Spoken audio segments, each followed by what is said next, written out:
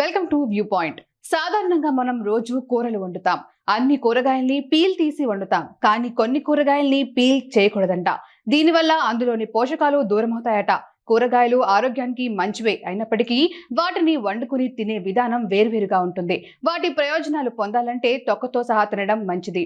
పొట్టు తీసి వండడం వల్ల వాటి ప్రయోజనాలన్నిటినీ పొందలేం. అయితే మనం తెలియక కొన్ని కూరగాయల్ని పీల్ చేస్తుంటాం, కానీ వాటిని కూడా నార్మల్ గా తొక్కతోనే వండి తినడం మంచిది.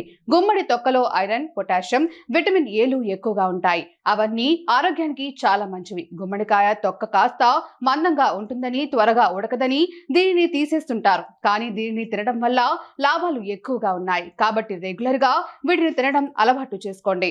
చిలకడ దుంప తొక్కలో fibre, vitamin C, potassium, iron, beta carotene, folate వంటి పోషకాలు ఎక్కువగా ఉంటాయి. అవన్నీ కూడా శరీరానికి చాలా మంచివి, కాబట్టి వీటిని అలాగే తినాలి. వంకాయల తొక్కల్లో నాసునిన్ అనే పవర్ఫుల్ యాంటీ ఆక్సిడెంట్ ఉంటుంది.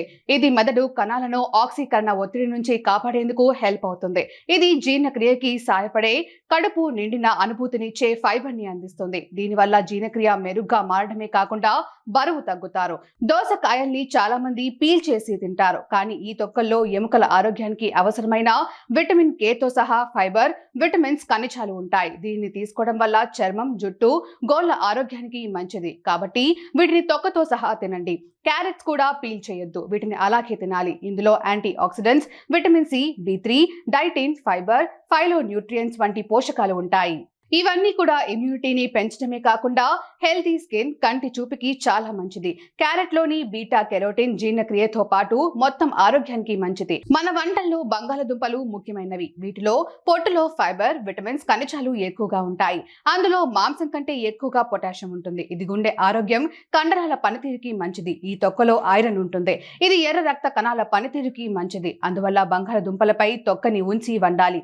అయితే మట్టి, దుమ్ము, ధూళి గురించి ఆలోచించి వాటిని పీల్ చేస్తుంటారు. అయితే దానికోసం చక్కగా నీటితో నానబెట్టి రుద్ది కడిగి వాడుకోవచ్చని చెబుతున్నారు.